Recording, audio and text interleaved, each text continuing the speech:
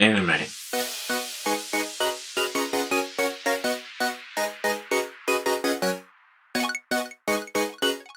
愛情感じるぜいただきます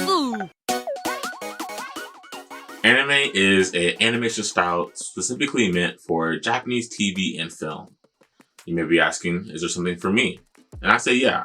Anime is a lot for adults and kids alike. There's something for everybody there. And I think for me, why it's held me so much is because of its prolific adult themes, its great animation, and its ever-growing accessibility. So today I'm going to tell you why you should watch anime and what I like about it. And so before we talk about what anime is, let's talk about how anime got started. So good. That was good, babe. Tezuka Osamu, known as the godfather of manga, began drawing his stories in his childhood. Inspired by Walt Disney, he would grow up to jumpstart the manga and anime industry in 1946, with works like New Treasure Island, the well-known Astro Boy, and the famous Black Jack, among many others. The Godfather himself, though, was not the only influence in anime. In 1979, the all-famous Gundam series would come to spark shows like Voltron, Transformers, and even Power Rangers. Gundam still continues to publish new shows today. In 1986, Dragon Ball by Akira Toriyama, and in 1999, everyone's favorite duo, Ash Ketchum and Pikachu from Pokemon, hit the scene ready to catch the wave of card collectibles. Already, these household names became lodged in history. So now we know the what, let's get to the why. In 1974, the first anime space opera hit the scene. Space Battleship Yamato helped society to realize anime is more than children's shows. Following Susumu Kodai and his crew, they are given the impossible task of infiltrating a space warship to retrieve a device that could save the Earth. The philosophical themes made way inspired shows like Neon Genesis Evangelion, a show about a boy who fights death while going through puberty. Evangelion, directed by Hideaki Anno and produced by Studio Gainax, crossed boundaries in discussing depression, anxiety, and flittering passion for life. Evangelion asked the question, what's the point? A question come to be asked by many philosophical animes, and while comedy animes like Nichijou and Gintama ask, why not? Nichijou is a gag skit show that throws jokes anywhere from a nuclear explosion from tripping into another and a principal suplexing a deer. Gintama follows the story of a post-alien invasion, Edo-era Japan, and an ex-samurai who now does odd jobs for work. Gintama and Nichijou both host bizarre situations for truly lovable characters. Both of these shows not just deliver their comedy with great dialogue, but unnecessarily great animation. And honestly, animation might just be what anime is known for. And it might just be the most thing that I care about. The hype action scenes, the overly expressive eye movements, and the stunning character designs all catch the eye of the viewer. In many ways, American cartoons just don't. I mean, just look at this.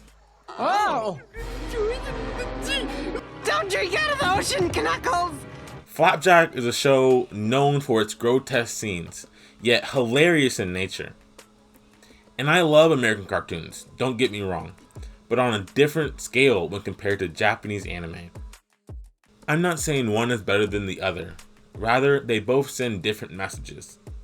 And I think the main word to show that difference is Sakuga.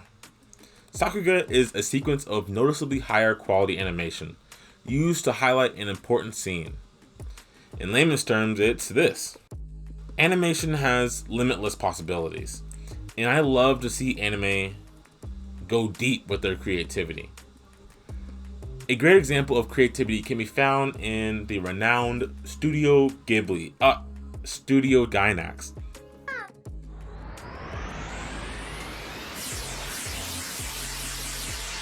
Known for their off-the-wall and dynamic light-bursting animations.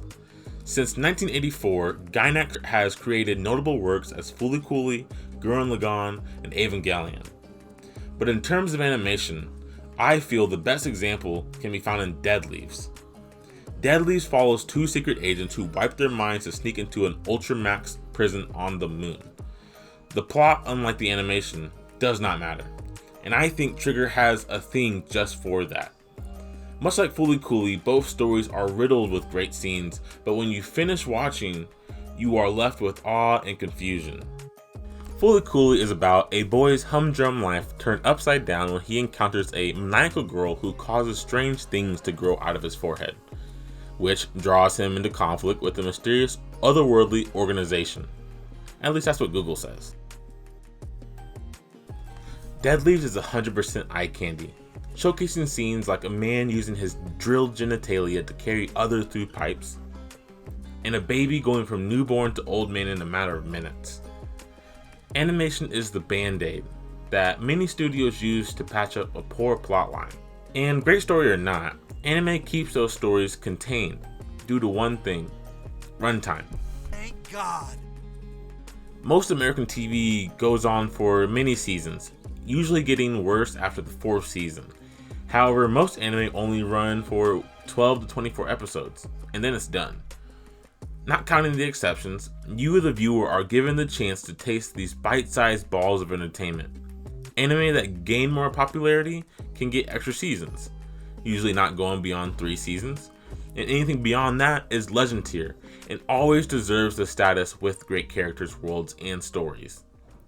An anime, like all great storytelling, has a way of bringing you, almost dragging you, to love their characters and the stories they tell. Because at the end of the day, that's what anime is. A new chance to find a new great story.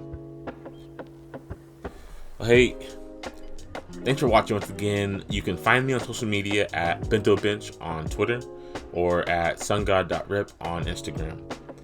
And thanks for coming out once again. Thanks for everything you've done, for watching this. I really appreciate it. And by all means, thanks for coming to the Bento Bench. And I hope you enjoyed your meal.